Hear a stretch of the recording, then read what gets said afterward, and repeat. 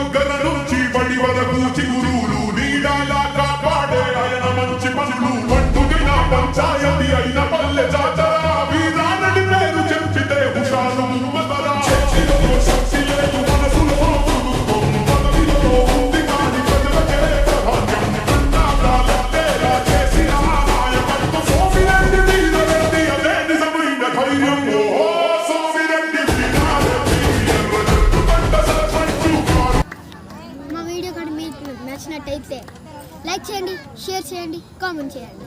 Bye bye.